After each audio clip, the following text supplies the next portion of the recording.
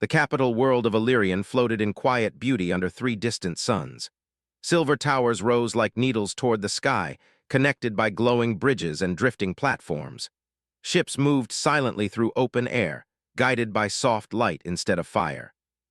To outsiders, the empire looked peaceful, almost perfect.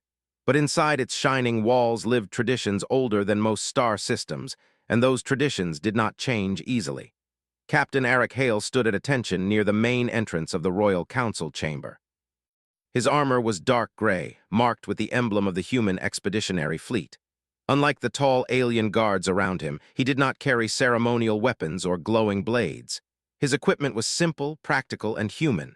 That alone made him stand out. He had been assigned to the palace 6 months earlier as part of a diplomatic exchange between humanity and the Illyrian Empire. Humans were still new to galactic politics. Many species viewed them with curiosity, some with respect, and others with quiet doubt. Humans were known for surviving impossible conditions, but they were also unpredictable. Eric did not care about reputation.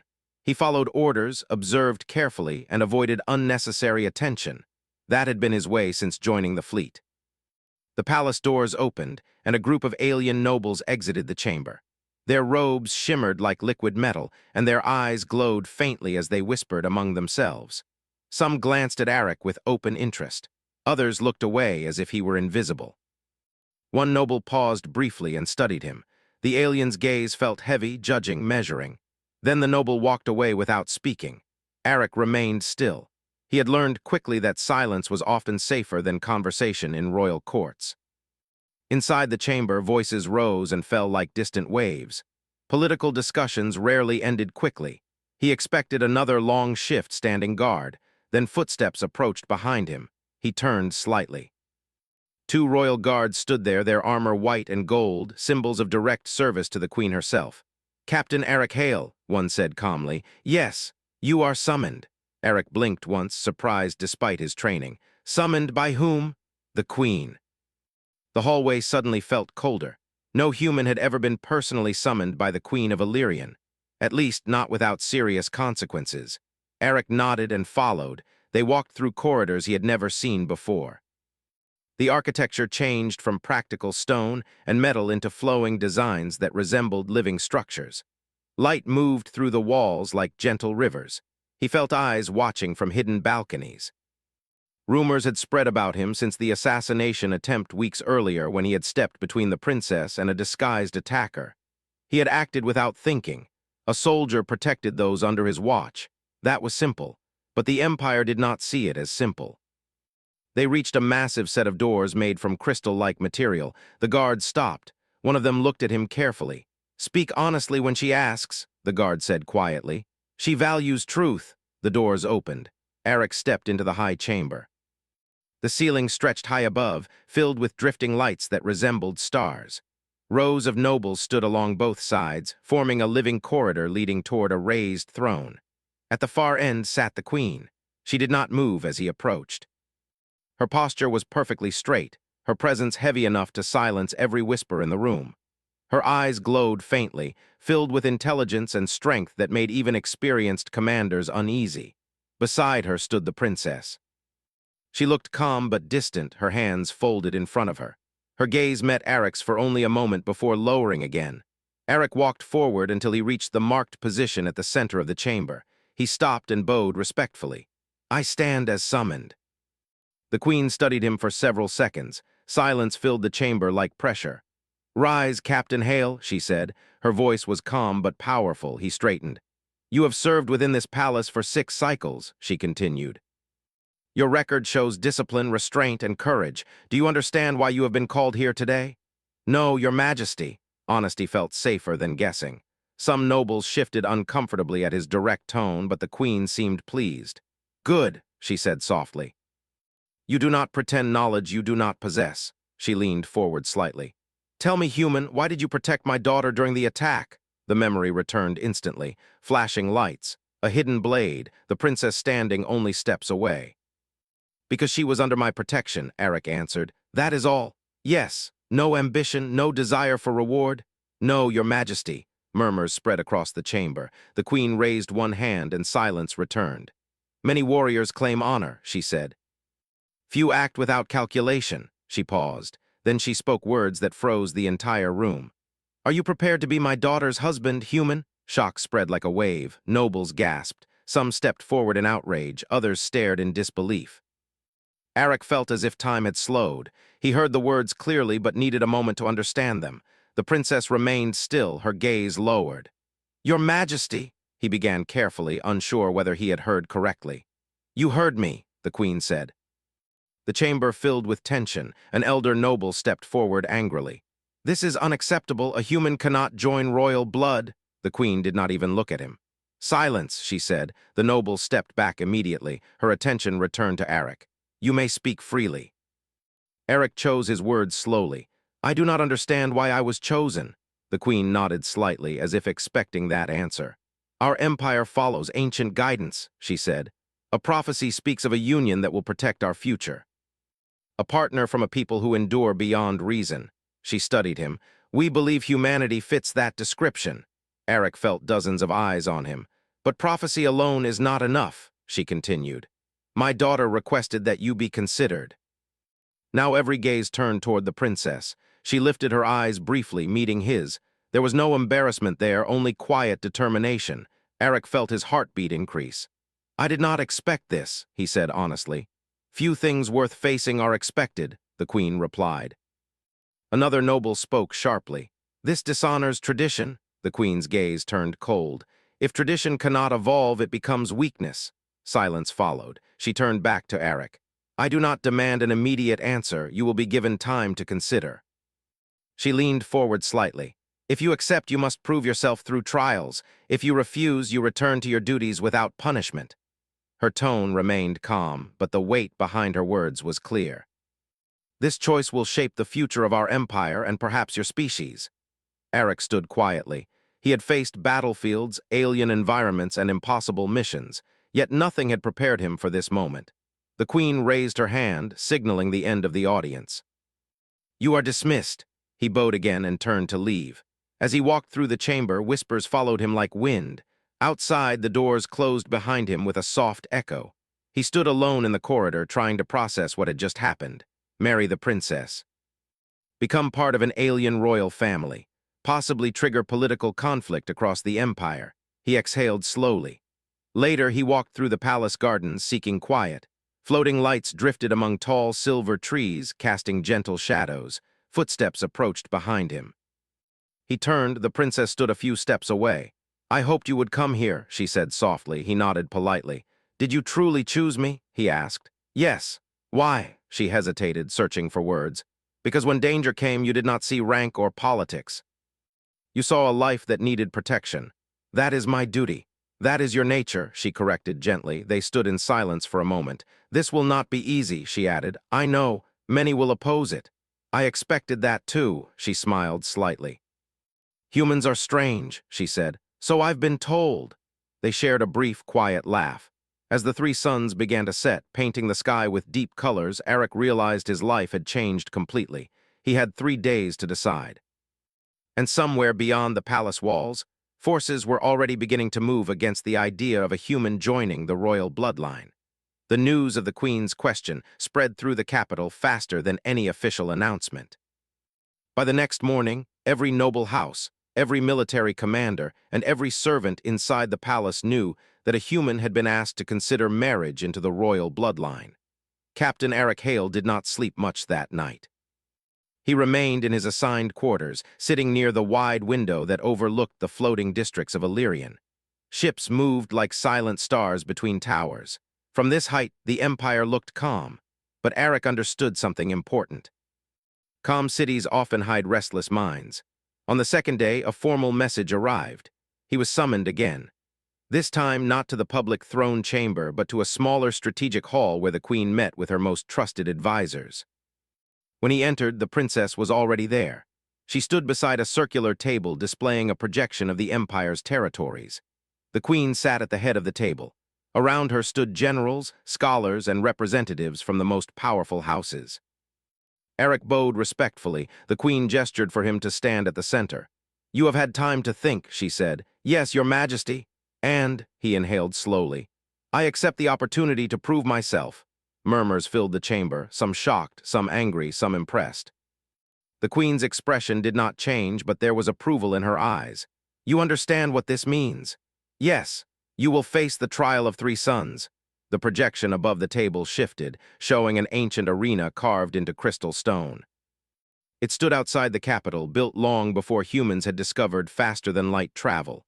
It was designed for our warriors, one general added. None outside our species has ever attempted it.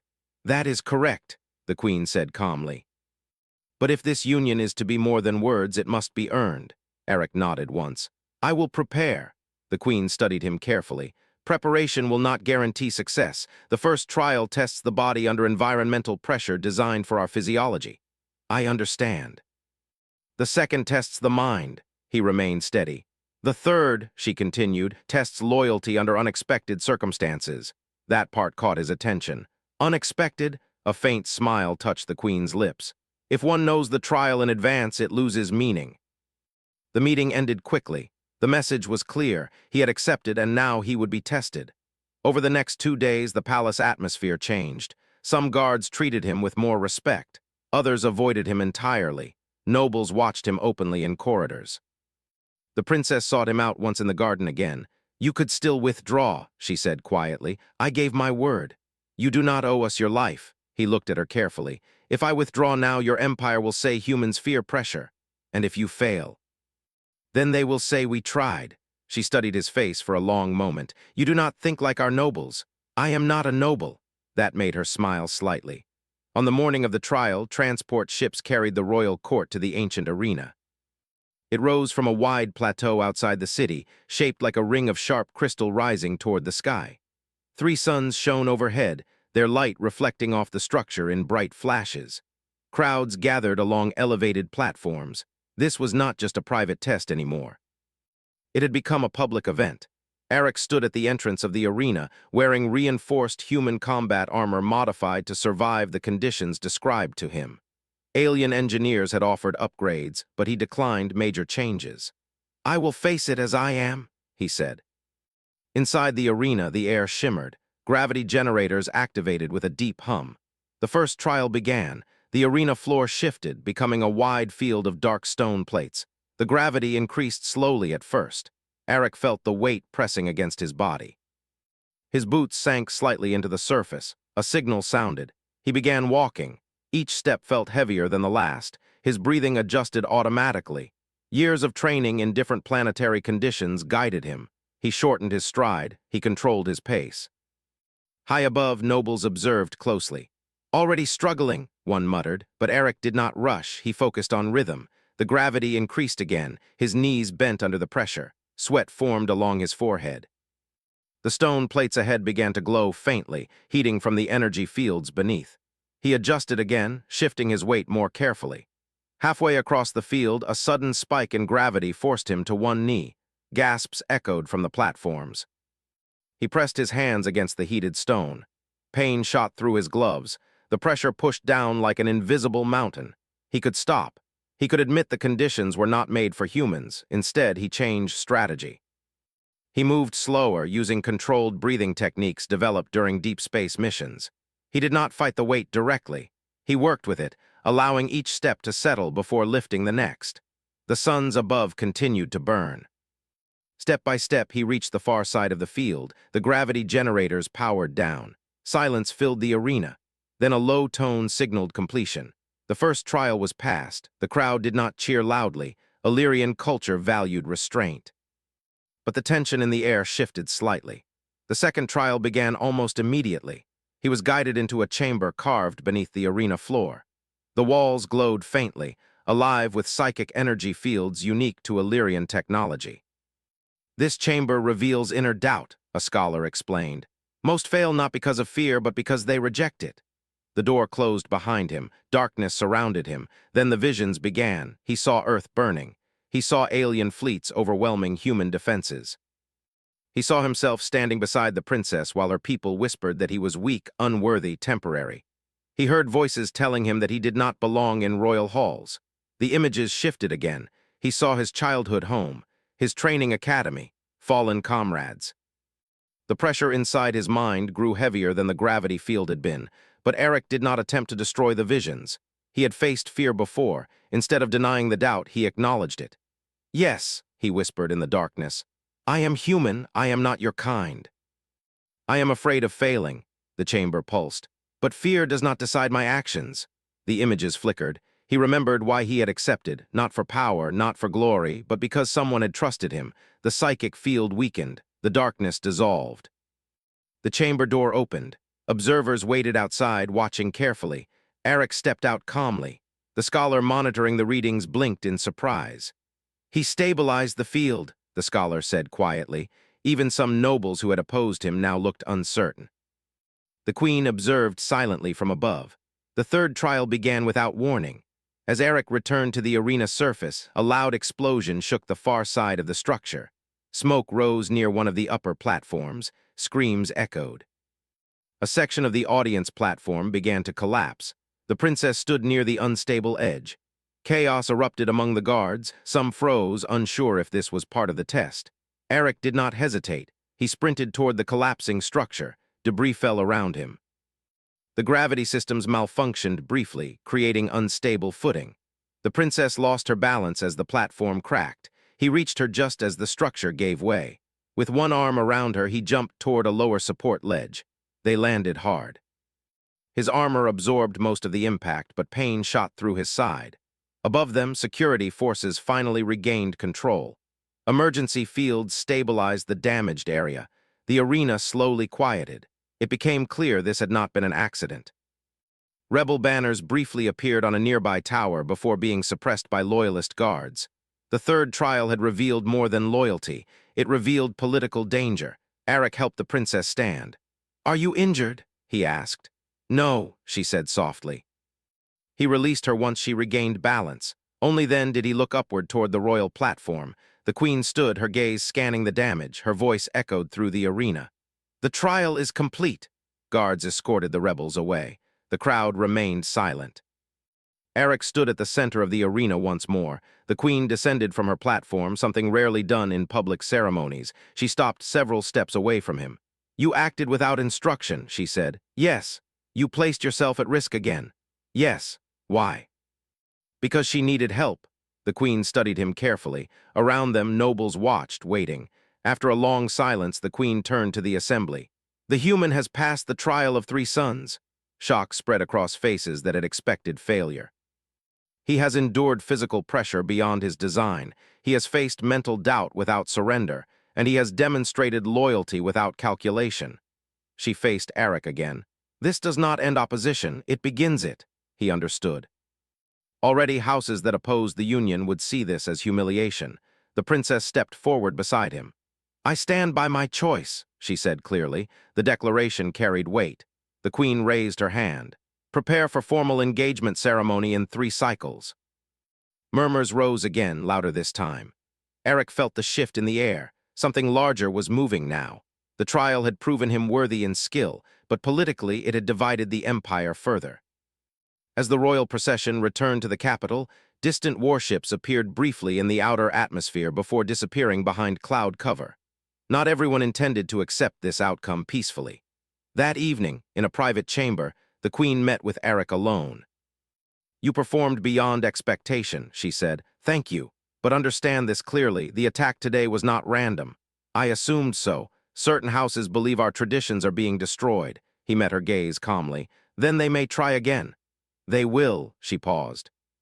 "You are no longer just a guard, you are a symbol." He considered that. "Symbols can inspire," he said. "They can also ignite conflict," she replied. Silence lingered between them. "Do you regret accepting?" she asked. "No." That answer came without hesitation. The queen studied him carefully. "Good," she said finally, "because the next challenge will not be a ritual, it will be real." Outside the palace, rumors spread like wildfire. Some citizens supported the union, seeing it as strength through alliance. Others feared it would dilute heritage. In the shadows, rebel leaders gathered, angry that the human had survived.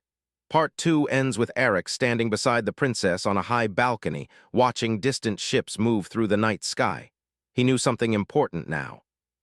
The trials had not been about proving strength to the empire. They had been about proving whether humanity could stand at the center of alien power without breaking. And the true test was only beginning. The days after the trial of three sons were filled with preparation, tension, and quiet watching. Captain Eric Hale felt the change in how people looked at him. Some guards now greeted him with respect instead of curiosity. Others kept their distance, unsure whether to treat him as a soldier or something more. The palace moved toward the formal engagement ceremony, but beneath the elegant routines of royal life, danger grew. Ships from rival houses gathered at the edges of the system under different excuses. Diplomatic messages arrived filled with polite words but hidden warnings. The Queen increased security without making public announcements. Eric spent most of his time training with both human and Illyrian guards. The alien warriors moved with a fluid grace he admired. They studied his techniques as well, learning how humans adapted under pressure. Slowly, trust formed between individuals even as political distrust spread among their leaders. One evening, the princess found him practicing alone in a quiet courtyard. The three suns had set, leaving only soft, artificial light above. "You train more than necessary," she said gently. "It helps me think," he replied, "about the ceremony, about everything." She stood beside him, watching his movements for a moment. "Many of my people do not understand humans," she said. "They think you are driven only by survival." "Survival teaches many lessons," he answered. "And what has it taught you now?" "That people fear change more than danger." She nodded slowly, as if she had expected that answer. "The engagement ceremony will unite supporters," she said, "but it will also reveal enemies." "I know. You are calm." "I have faced worse odds," he said quietly. She looked at him carefully. "I believe you." The day of the ceremony arrived. The grand hall shone brighter than ever before. Floating lights filled the air like stars, and the floor reflected them like a mirror. Nobles from across the empire gathered, dressed in ceremonial armor and flowing robes. Representatives from allied species attended as observers. Eric stood at the entrance, wearing formal attire designed by Illyrian artisans but adjusted to human comfort. The armor-like fabric moved lightly with each step, symbolizing both warrior and future royal partner. When he entered the hall, conversations paused. He walked forward calmly, ignoring whispers. At the far end stood the queen and the princess. Between them floated a glowing symbol representing union and alliance. The ceremony began with ancient words spoken by royal historians. They described past rulers, victories, and sacrifices that shaped the empire. Then the queen addressed the gathering. "Today we begin a new chapter," she said, "not by abandoning tradition, but by strengthening it through unity." Some nobles bowed their heads in agreement. Others remained stiff. Eric felt tension building. Halfway through the ceremony, alarms sounded. The lights flickered. A deep vibration shook the palace. Everyone looked upward as defensive shields activated outside. Through the transparent ceiling, dark ships appeared above the capital, rebel forces. They had chosen this moment carefully. Panic spread among guests. Guards moved quickly to secure exits. The queen raised her hand and her voice carried through the hall. "Remain calm." Outside, explosions flashed against the shield barrier. Rebel ships fired coordinated strikes, testing weaknesses. Eric stepped closer to the queen. "Permission to assist in defense operations?" "Granted," she said without hesitation. He turned toward the nearest command console where palace security officers struggled to manage incoming data. "What is their formation?" he asked. "A split assault pattern," one officer replied. "They are targeting power nodes." Eric studied the tactical display. "They expect centralized defense," he said. "We need distributed response." The alien officers hesitated. His methods were unfamiliar. "Not now," the princess said firmly. "Follow his suggestion." Her authority broke the hesitation. Eric began organizing response teams. He assigned mixed squads of human and alien guards, positioning them at vulnerable points across the palace structure. Outside, rebel ships landed troops on surrounding platforms. The battle moved quickly. Energy blasts echoed through corridors. Security shields flickered under heavy pressure. Eric joined a frontline unit, moving through smoke-filled halls toward a breached entrance. Rebel fighters wore armor marked with symbols of traditionalist houses. They moved aggressively, expecting palace forces to retreat. Instead, they encountered coordinated resistance. Eric directed the team carefully, using narrow passages to limit enemy movement. His training emphasized survival through adaptability, and the alien guards learned quickly. At one moment, a blast knocked him against a wall. Pain shot through his shoulder, but he forced himself back to his feet. "We hold this position," he said calmly. The guards beside him nodded. Elsewhere, the princess fought alongside elite warriors, her movements precise and strong. She refused to remain hidden, becoming a symbol of resistance. The rebels had hoped to create chaos and force surrender. Instead, they faced organized defense. In orbit, loyalist fleets arrived, engaging enemy ships. The battle turned slowly in the defenders' favor. Finally, the rebel leader entered the palace personally, seeking to confront the queen. He was tall, armored in dark ceremonial plates, his presence radiating authority. Eric intercepted him in the main corridor leading to the throne chamber. "So," the rebel leader said, studying him, "the human. Yes, you stand at the center of our empire's disgrace." "I stand where I am needed," the rebel leader laughed softly. "You believe endurance makes you strong, but you do not understand our traditions." "Traditions change," Eric replied calmly. The rebel attacked without warning. Their fight was fast and brutal. The alien warrior possessed greater natural strength, but Eric used speed and strategy. He redirected attacks instead of meeting them directly. The corridor echoed with impacts. At one point, Eric nearly lost balance, but he recovered quickly, using the environment to his advantage. Finally, he disarmed the rebel leader and forced him to the ground. Security teams arrived seconds later, restraining the attacker. The battle ended soon after. Remaining rebels surrendered as their fleet retreated. Silence returned slowly to the palace. Damage was visible everywhere, but the structure still stood. In the throne chamber, the queen addressed survivors and nobles. "Today we face those who fear change," she said. "They believed unity would weaken us. Instead, unity protected us." Her gaze moved toward Eric. "The human has proven not only worthiness, but loyalty to our people." Many nobles bowed their heads, acknowledging the truth even if they disliked it. The engagement ceremony resumed, simpler than planned but more meaningful. When the princess stood beside Eric, there was no doubt in her eyes. Afterward, as celebrations began quietly, they stood together on a balcony overlooking the recovering city.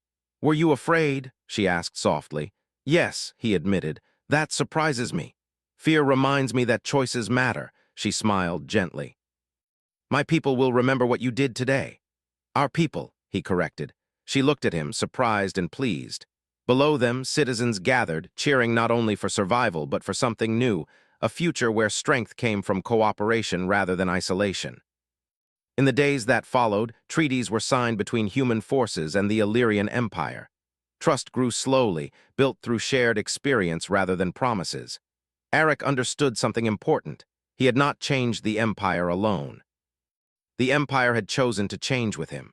And as the three suns rose over Illyrian once more, a new era began, not because of prophecy, but because individuals had chosen courage over fear.